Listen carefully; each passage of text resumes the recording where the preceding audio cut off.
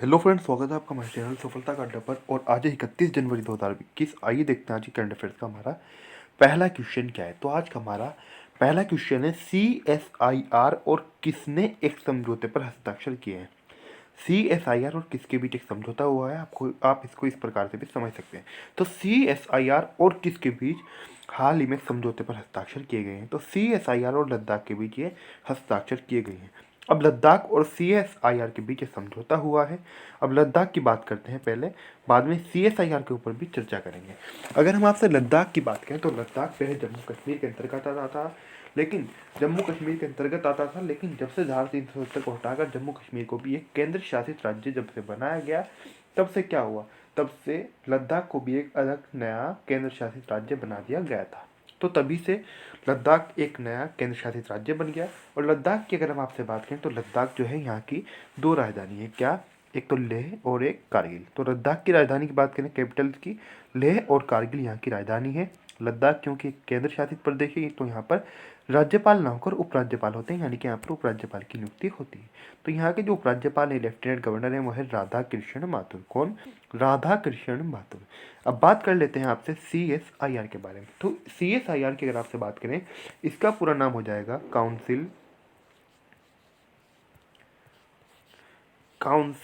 Of scientific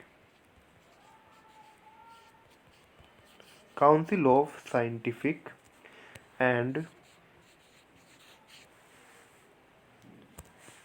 industrial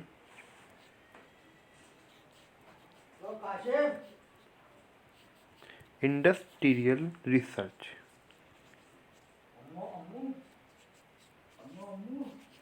industrial research, तो पूरा नाम क्या हो गया इसका?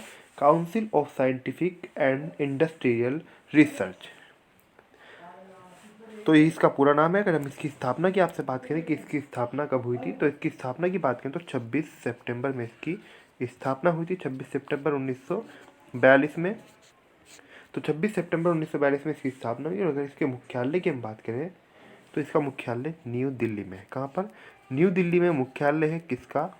CSIR की हम यहाँ पर बात कर रहे हैं, यानी कि council of scientific and industrial research के बारे में। इसकी स्थापना 26 सितंबर 1942 को हुई और मुख्यालय इसका नई दिल्ली में।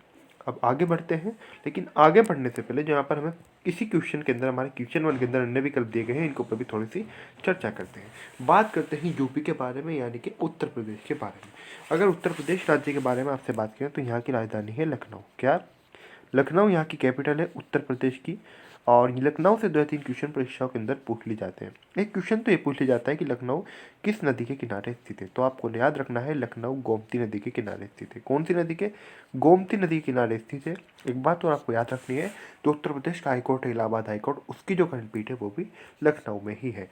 और अगर बात करें यहाँ पर, एक और क्वेश्चन पूछ लिया जाता है कि नवाबों का शहर किसे कहा जाता है। तो आपको याद रखना है, नवाबों का शहर भी लखनऊ को ही कहा जाता है। क्या? नवाबों का शहर किसे कहा जाता है? तो लखनऊ को नवाबों का शहर कहा जाता है। एक बात और याद रखनी है, उत्तर प्रदेश राज्य की अगर हम से बात करें तो यहाँ पर बीजेपी, यानी कि भारतीय जनता पार्टी की यहाँ पर सरकार है, बीजेपी की। और यहाँ के जो मुख्यमंत्री हैं वो हैं योगी आदित्यनाथ। कौन? योगी आदित्यनाथ मुख्यमंत्री हैं। राज्यपाल की अगर हम बात करें तो राज्यपाल है यहाँ की आनंदीबेन पटेल। कौन? आनंदीबेन पटेल राज्यपाल है उत्तर प्रदेश की। अब बात करते हैं अन्य विकल्प उत्तराखंड राज्य की। उत्तराखंड की बात करें तो आपसे इसका गठन 2000 में हुआ था, जिस समय भारत के अंदर तीन नए राज्यों का गठन हुआ था 2000 में, झारखंड, छत्तीसगढ़, और उनमें एक राज्य था उस समय उत्तरांचल। क्या? उत्तरांचल एक और राज्य था। तो तीन राज्यों का गठन हुआ था, उत्तरांचल, छत्तीसगढ़ और झारखंड का। तो ये 3 राज्य थे उस समय। इस उत्तरांचल का ही नाम बदलकर 2007 में क्या कर दिया गया? उत्तराखंड कर दिया गया। इस उत्तराखंड को, इस उत्तरांचल को कहाँ से बनाया गया था? उत्तर प्रदेश के लगभग 13 जिलों को अलग काटकर, जो पहाड़ी क्षेत्रों वाले जिले थे उन्हें अलग काटकर, उन्हें उत्तर प्रदेश से विभाजित करके एक नया राज्य उत्तरांचल अस्तित्व में आया था। उत्तरांचल नया राज्य बना था। अब बात अगर हम करें उत्तराखंड की, हम यहाँ पर बात कर रहे हैं, यानी कि उस समय का जो उत्तरांचल था, यहाँ पर भी बीजेपी यानी कि भारतीय जनता पार्टी की सरकार है। और जो यहाँ के मुख्यमंत्री हैं वो हैं त्रिवेंद्र सिंह रावत। कौन? त्रिवेंद्र सिंह रावत। बात अगर हम राज्यपाल की करें तो यहाँ की राज्यपाल है बेबी रानी मौर्य। कौन है? बेबी रानी मौर्य यहाँ की राज्यपाल है। अच्छा, आगे बढ़ते हैं, हम देखते हैं अगला क्वेश्चन क्या है। तो अगला क्वेश्चन है हमारा किस देश ने अपने बासमती चावल के लिए भौगोलिक संकेतक पहचान प्राप्त की है?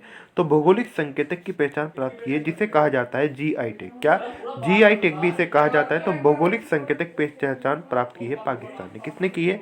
पाकिस्तान ने प्राप्त की है भौगोलिक संकेतक की। किसके लिए? बासमती चावल के लिए। बात अगर पाकिस्तान की करें, पाकिस्तान हमारा पड़ोसी देश है और पाकिस्तान की राजधानी है इस्लामाबाद।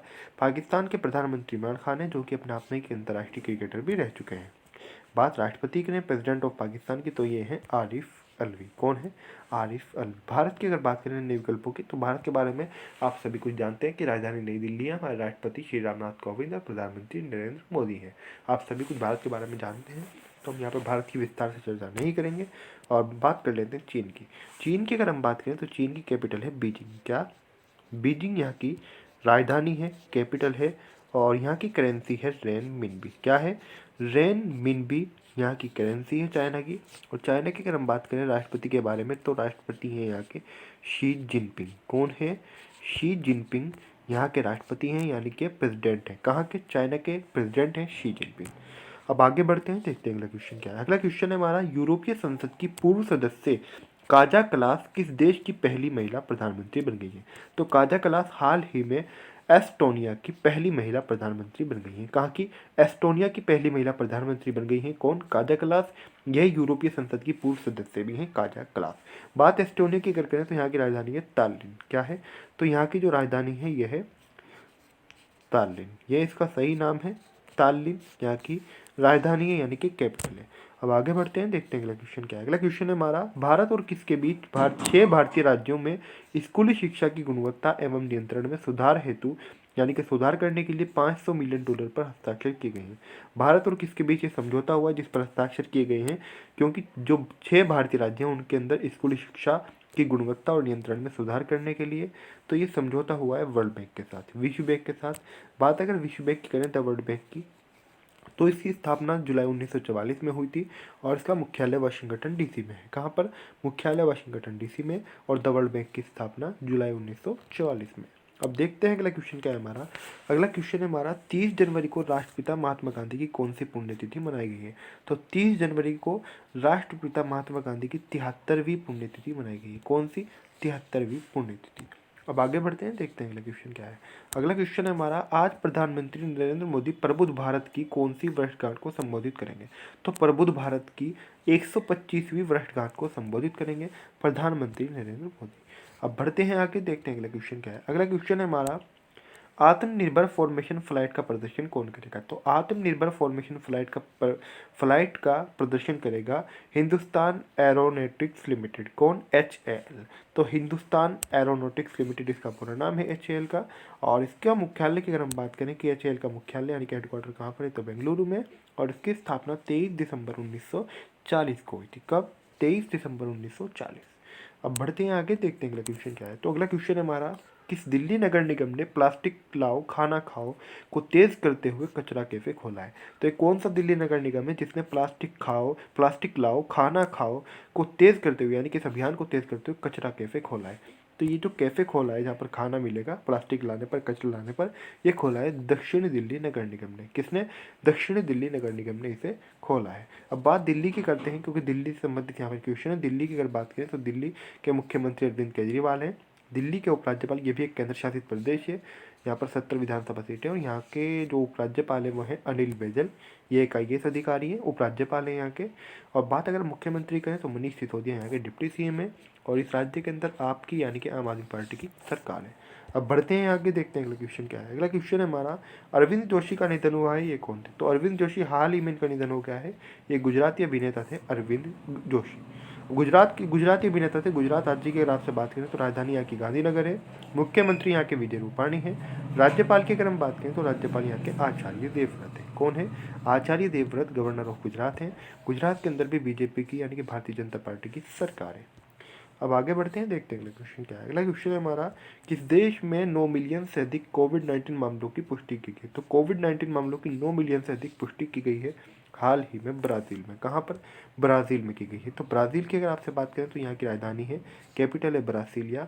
और यहाँ के राष्ट्रपति हैं कौन? Jair Bolsonaro. कौन है? जायर बोल्सोनारो यहाँ के राष्ट्रपति हैं। अब बात अगर अमेरिका की करें तो अमेरिका जो है यहाँ की राजधानी भी वाशिंगटन डीसी है और यहाँ के नवनिर्वाचित राष्ट्रपति हैं जो बाइडन।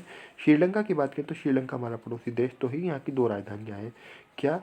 एक राजधानी है यहाँ की कोलंबो। क्या? एक राजधानी कोलंबो है, दूसरी राजधानी है श्री जयवर्धनापुरा कोटे। क्या?